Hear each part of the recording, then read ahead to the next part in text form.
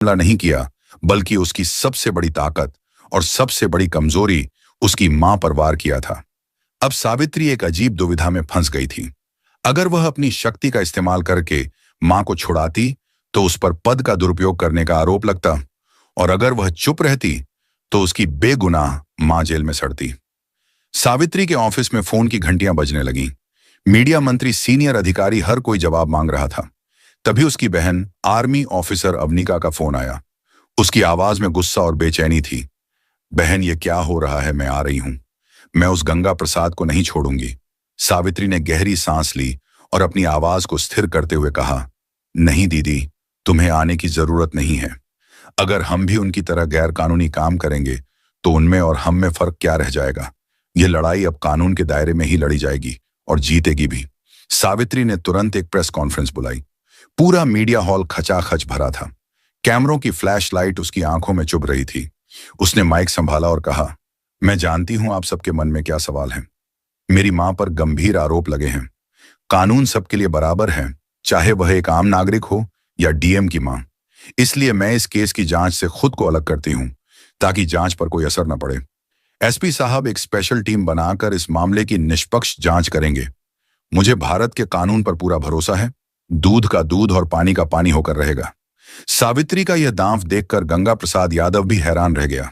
उसे लगा था कि सावित्री बौखलाकर कोई गलत कदम उठाएगी, लेकिन उसने तो बड़ी समझदारी से खुद को जांच से अलग कर लिया था। लेकिन सावित्री सिर्फ कानून के भरोसे नहीं बैठी थी। उसने रोहित को बुलाया। वही लड़का जिसने पहला वीडियो बनाया था? सावित्री ने कहा, रोहित, मुझे तुम्हारी मदद चाहिए। तुम बाजार में रहते हो, वहां की हर हरकत पर तुम्हारी नजर रहती है। पता लगाओ उस दिन मां की टोकरी के पास कौन कौन आया था।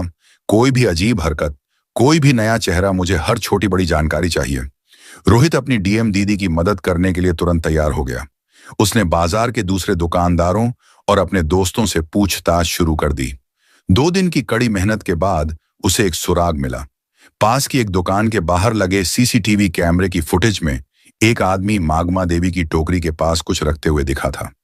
उसका चेहरा साफ नहीं था, लेकिन वह वही आदमी था जिसे लोगों ने सस्पेंड हुए इंस्पेक्टर अरुण चौधरी के साथ कई बार देखा था। सबूत मिल चुका था। यह सारा खेल गंगा प्रसाद यादव ने अपने पिट्ठू सस्पेंड हुए इंस्पेक्टरों के जरिए रचा था। अब बारी सावित्री की थी। उसने एसपी के साथ मिलकर एक जाल बिछाया।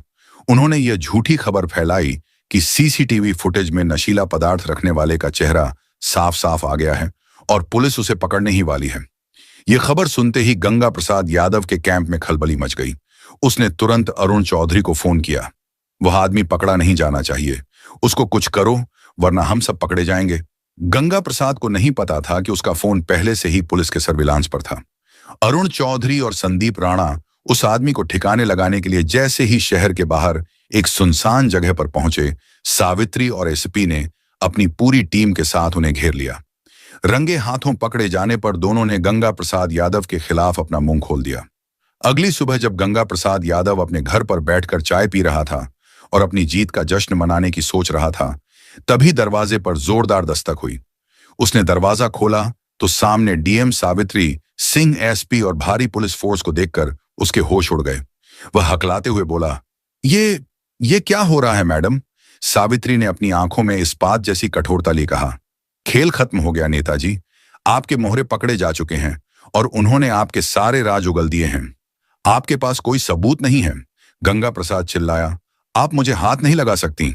एएसपी ने आगे बढ़कर उसके हाथ में अरेस्ट वारंट थमाते हुए कहा, सबलियों, here's the proofread version of your sentences.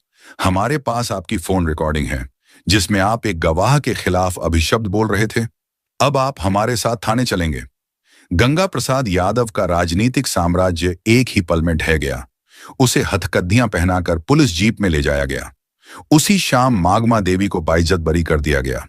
जब वह जेल से बाहर आई तो सावित्री उन्हें लेने आई थी।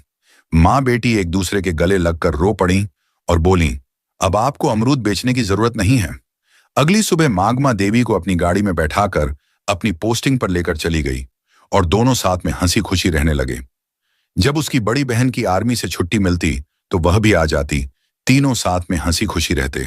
तो दोस्तों, यह कहानी केवल मनोरंजन और शिक्षा के उद्देश्य से बनाई गई है। इसमें दिखाए गए सभी पात्र, घटनाएं और संवाद काल्पनिक हैं। किसी भी वास्तविक व्यक्ति, संस्था या घटना से इनका कोई संबंध नहीं है। कृपया इसे केवल कहानी के रूप में देखें और इसका आनंद लें। हम किसी की भावनाओं को ठेस पहुंचाना नहीं चाहते। अगर आपको यह कहानी पसंद आई हो तो इसे लाइक करें और ज्यादा से ज्यादा लोगों तक शेयर करें। कमेंट करके बताएं कि आपको सावित्री का कौन सा कदम सबसे अच्छा लगा, और हमारे चैनल को सब्सक्राइब करना न भूलें, क्योंकि हम आपके लिए ऐसे ही प्रेरणादायक कहानियां लाते रहेंगे। धन्यवाद।